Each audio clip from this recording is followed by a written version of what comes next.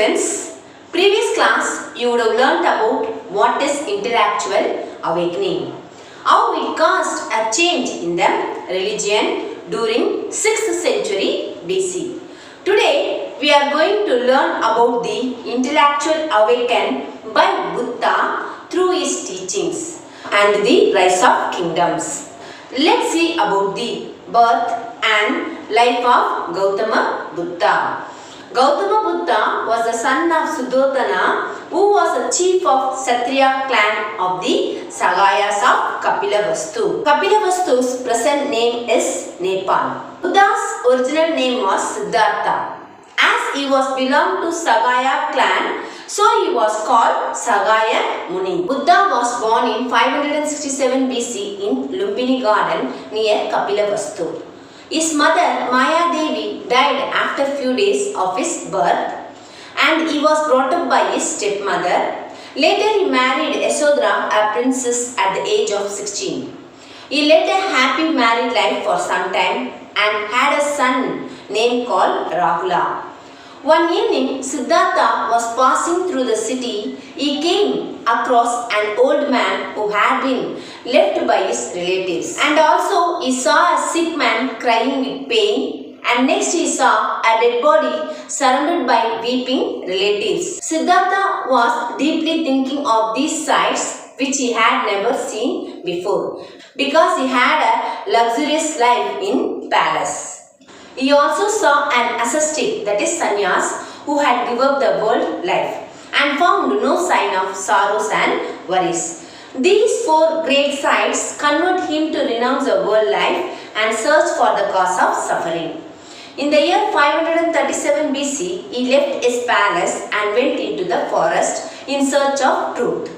During the time of wanderings, he couldn't get the solution. Finally, he sat under a peepal tree for several days until he attained enlightenment, that is knowledge. The place where he attained enlightenment, that is called Mahabodhi temple, still exists in Bodh Gaya, Bihar. After his enlightenment, Buddha decided to impart his teachings to the people. He went to Varanasi and gave his first sermon at Saranath. Then he preached in the kingdom of Magadha and Kosalam. A large number of people became his followers, including his family members. After 45 years of teaching, he died at the age of 82 at Kushinagara near Gorakhpur, Uttar Pradesh. Teachings of Buddhism. Four great truths. There is suffering and sorrow in this world. Second, the cause of human suffering is desire and craving. And the third one, the pain of sorrow can be removed by controlling the desire and craving. And the fourth one, this can be achieved by disciplined life or by following the Noble Eightfold Path. Attainment of Nirvana. According to Buddha, a person should aim for attainment of Nirvana, that is, highest happiness. If you want highest happiness, it could be achieved by any person, one who leading purity of life by following the Noble Eightfold Path. Buddha preached a new way to get the pure state of mind through the Eightfold Path. That means everyone should follow the righteous way in their life. The Eightfold Path are right view, right aspiration, right speech, right action, right livelihood, right effort, right mindfulness, and right meditation. Buddha preached those who are practicing this Eightfold Path can attain the highest and pure state of mind called Nirvana. In order to spread of Buddhism, Buddha established the Buddhist Sanghas in the different parts of India. In the Buddhist Sangha, the monks and the nuns were enlisted for spreading the beliefs of Buddhism, and they were required to lead a life of purity and poverty. Buddhism Buddhism spread to Central Asia, Sri Lanka, Tibet, Southeast Asia, as well as the eastern countries of China, Mongolia, Korea, Japan and Vietnam through the Buddhist Sanghas. The split in Buddhism. During Kanishka's period, the Buddhist monk Nagarjuna initiated changes in the way of Buddhism. As a result, Buddhism was split into two. They are Hinayana and Mahayana. The Hinayana, it was called lesser vehicle. It was the original creed preached by Buddha. That is, only Buddhist principle alone taken as important element. The follower of this form regarded Buddha as their guru and they did not worship Buddha as a god. They refused idol worship and they continued to follow the people language called Pali. In Mahayana, Buddha is worshipped as god and they believed Bodhisattva was his previous avatar. The followers made images and statues, recited the mantras in the praise of the Buddha. Later, religious documents of Mahayana was written in the Sanskrit. And this type of Buddhism was supported by Kanishka's period. Decline of Buddhism. Buddhism declined in India due to the following reason. Buddhism was popular in the beginning because it was preached through people language called Pali. But the later days, the writings of Buddhism were written in Sanskrit, which was difficult to understand for the common people. Second, the split in Buddhism into Hinayana and Mahayana was another important reason. Image worship in Mahayana made there was no difference between Hinduism and Buddhism. Next, Buddhism lost its royal support during the period of Guptas. And last, the invention of Huns and Turks almost cleared out the Buddhism from the country. Other heterodox section.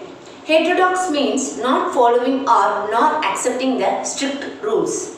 Ajvikas. The period that produced Buddhism and Jainism also gave another section of philosophy known as Ajvika. Its founder was Gosala, a friend of Mahavira. For some time they were together. Later Gosala moved away and founded the Ajvika section.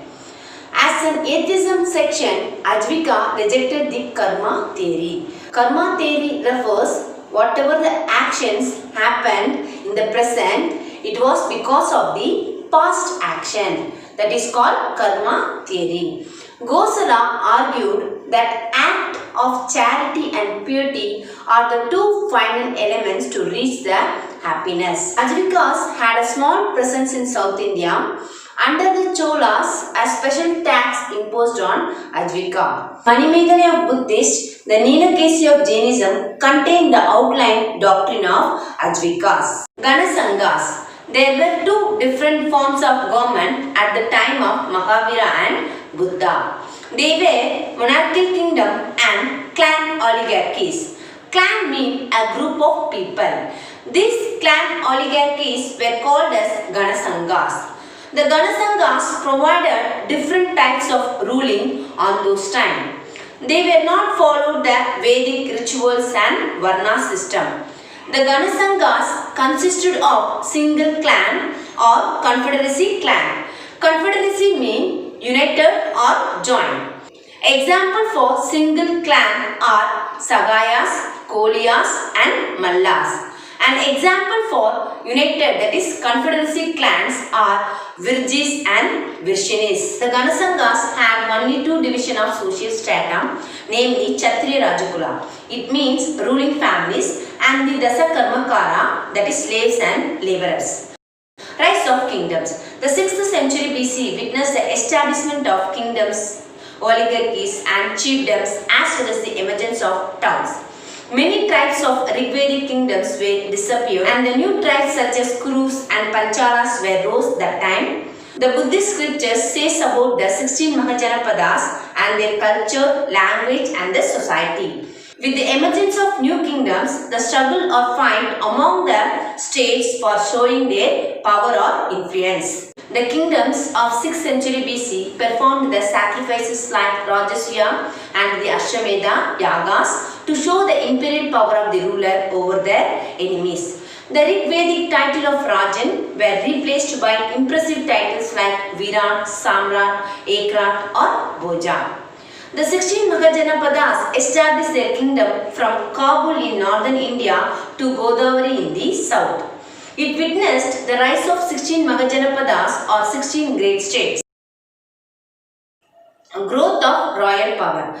Under the kingdom, the king enjoyed complete and absolute power. The Sabha of Rig-Vedic period came to an end. The king got the advice and support from the Samiti on matters like war, peace, welfare scheme, policies. The Sadapada Brahmana literature says about the king as a person never made mistakes and he got a protection from the punishment. The growth of royal power was reflected in the enlarged administration.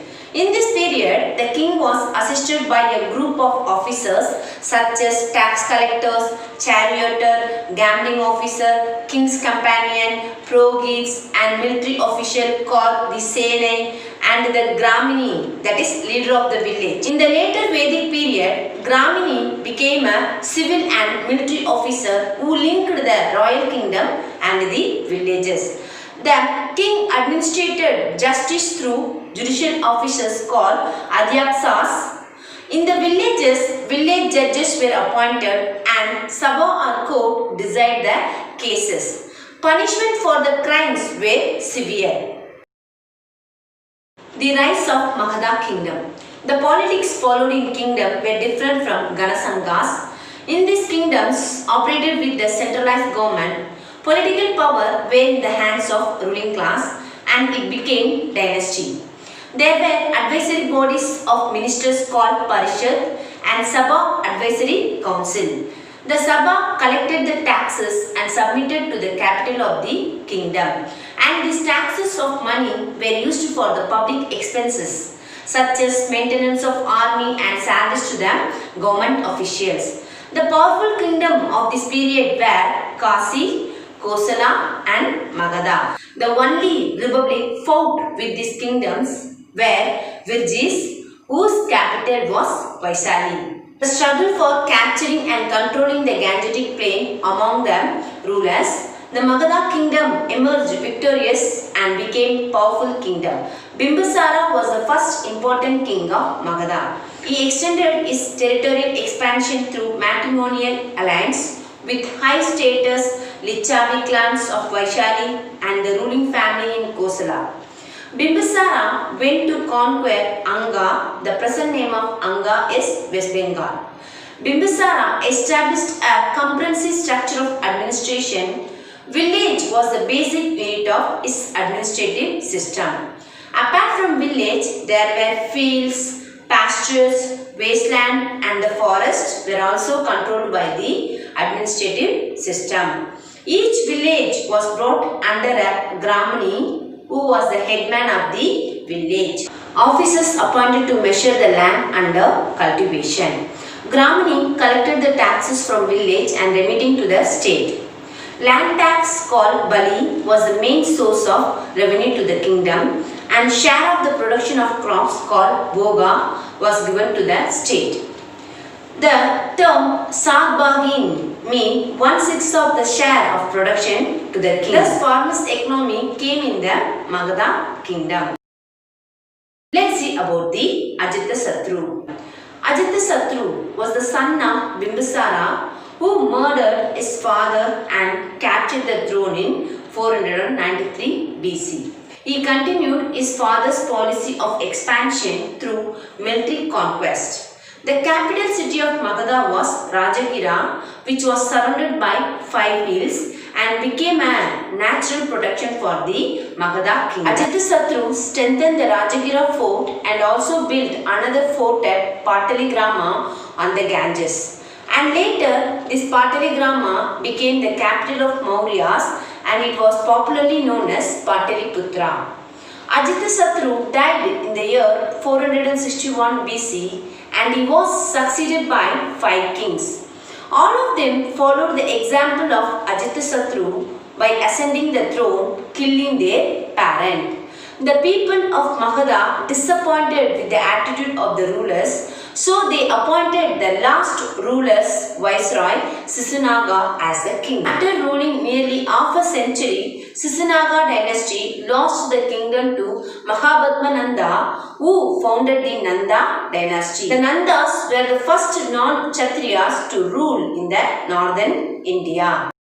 Magad had two very powerful rulers, Bimbisara and Ajatasattu, who used all possible means to conquer other Janapadas.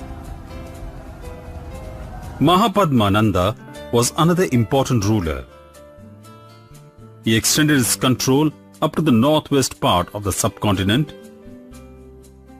Rajagriha, present-day Rajgir in Bihar, was the capital of Magad for several years. Later, the capital was shifted to Patliputra, present-day Patna. Vishnugupta, who was later known as Chanakya or Kautilya, felled the Nanda king and vowed or pledged to dethrone him. With the help of Chandragupta Maurya, Chanakya defeated the Nanda and dethroned him. Chandragupta, inspired by Alexander of Macedonia, who conquered the most of the places in the world. Chandragupta also looking for opportunities to establish a kingdom. But when Alexander died, Chandragupta used this opportunity to stir up the people, and with the help of Greek weapons that Alexander left at Taxila. Then he and his supporters moved to Pataliputra and defeated the Nanda king in 321 BC. This began the Mauryan dynasty. During Chandragupta's period, Seleucus Nicator, the general of Alexander, who had control over the countries from Asia to India, crossed the Indus and he was finally defeated by Chandragupta Maurya. Seleucus' ambassador or envoy Megasthenes came to India during the period of Chandragupta Maurya, and he wrote a book called Indica, which explains about the Mauryan politics and society. After capturing the Gangetic plain, Chandragupta turned his attention towards the northwest part of India, and he conquered the places of Afghanistan, Balochistan and Markan. And finally, Chandragupta Maurya followed the principle of Jainism and he gave up the throne in favor of his son Bindusara. During Bindusara's rule, he succeeded in extending the Mauryan Empire up to Karnataka. At the time of his death, a large part of subcontinent had come under the Mauryan control. After Bindusara's death, his son Ashoka succeeded the throne in the year 268 BC. Ashoka wanted to bring the remaining part of South India under their control. So he declared a war on Kalinga in the 8th year of his period. The people of Kalinga fought bravely, but they were defeated after a large-scale slaughter. Many soldiers were died in the Kalinga war. This war and slaughter affected Ashoka, so that he decided to give up the war. Ashoka became the follower of Buddhism after meeting the Buddhist monk Upagupta. And Upagupta preached about Dharma, that is the only true conquest of self and the conquest of men's art. Ashoka issued edicts which were carved out in the rock, that is inscription. In one of his Kalinga edicts, he says about the horror and sorrow over the death, the war and conquest caused. In another edicts, he mentioned that Ashoka would not tolerate any deaths or captivity of 100 or 1000 killed in the Kalinga war. Ashoka shows his compassion for protecting animals. Hospitals were constructed for animals and animal sacrifice were banned. Ashoka sent his son Mahendra and his daughter Sangamitra to Ceylon to spread the messages of Dharma. Ashoka died after ruling for 38 years. Ashoka was headquartered in Magad in Bihar. His kingdom stretched from Pakistan and Afghanistan in the west to Assam and Bangladesh in the east, and as far as Kerala and Andhra Pradesh in the south. Within 8 years of ascending the throne, Ashoka expanded his empire to regions in Iran and Persia. His quest to expand his empire, however, would change after the bloody Battle of Kalinga. In his younger days, Ashoka is said to have had a massive temper and was considered to be a very cruel person. He was nicknamed Chand Ashoka, which meant Ashoka the Fierce. Kalinga was a state in the fertile land between Godavari and Mahanadi rivers. Ashoka invaded this kingdom after they refused to bow down to him. It is said that 100,000 soldiers of the Kalinga army died in this war, and Ashoka too lost around 10,000 of his men. After the battle, Ashoka was very moved by the devastation he had caused.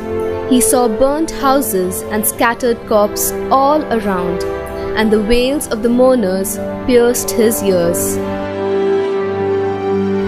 Ashoka adopted Buddhism soon after, embracing its message of peace. He made it the state religion and propagated its message within the boundaries of his kingdom as well as other parts of the world. He built thousands of stupas and viharas that stand until today. During his reign, Ashoka built many universities, water transit and irrigation systems to promote trade and agriculture. He constructed hospitals and renovated major roads throughout his kingdom and treated his subjects equally regardless of their politics, culture or class. All our knowledge of Ashoka's rule is from inscriptions he had carved on pillars and rocks throughout his kingdom. They all speak of compassionate living and spreading peace and love.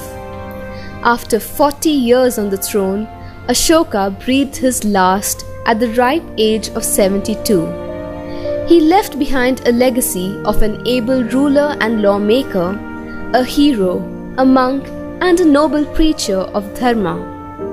Ashoka was the last of the great kings of the Mauryan dynasty that eventually fell apart 50 years later.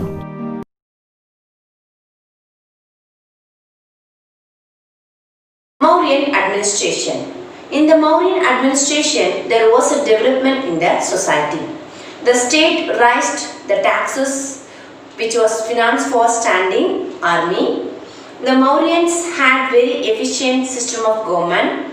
The king as the head of the administration, and he was assisted by council of ministers. There were Mahamantriyas who worked as secretaries to the ministers.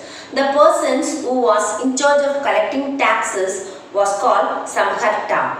The empire was divided into 4 provinces, and these provinces were administered by governors who were usually belonged to the royal families. The district was under Sthanikam, and 5 to 10 villages were controlled by the Gopas. The municipal administration come under the control of Nagarka.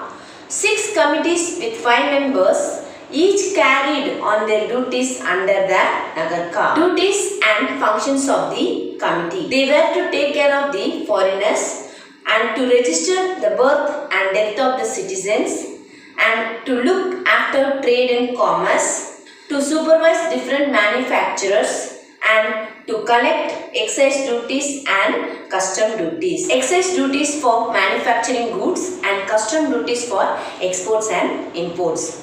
Like the city or town administration, the military department was also managed by a board of 30 members split into 6 committees. At the village level, Gramani was responsible for maintaining records of census, population, land and livestock. In order to monitor over the village, the spy system also followed in the country. Justice was administered through courts in all major towns and cities. Punishment for crime were severe. The state used most of the land for production. Through this way, the rural economy was brought up and encouraging the people to settle as farmers. They organized irrigation projects and controlled the water distribution. The state controlled the agriculture, mining, industry and trade. The state do not allow the people to have private property in land and banned its sale. The Mauryan state gave the boost for urbanization. It promoted land trade routes to Iran and Mesopotamia as well as the Kingdom of China. Arthashastra refers about the Kasi, Bengal, Assam and Madurai for textile trade. Trade contributed for the way of urbanization. Urbanization means city type of life. New cities such as Kosambi, Beta, Vaishali and Rajagira had built in the Doab region. Doab means a land between the two rivers, that is called Doab. Educational centers. Monasteries and temples served the purpose of imparting education. Nalanda was a great monastery built by the Magadha Empire. Monastery means a place where the monks live. Education center offered Buddhist and Vedic literature, logic, grammar, medicine, philosophy and astronomy. Even the science of war also taught. Nalanda became the most famous seat of learning in the course of time. It was supported by the taxes of 100 villages. No fees were charged to the students and they were provided with free board and lodging. Dear students, I hope everyone would understood today's concept. Thank you.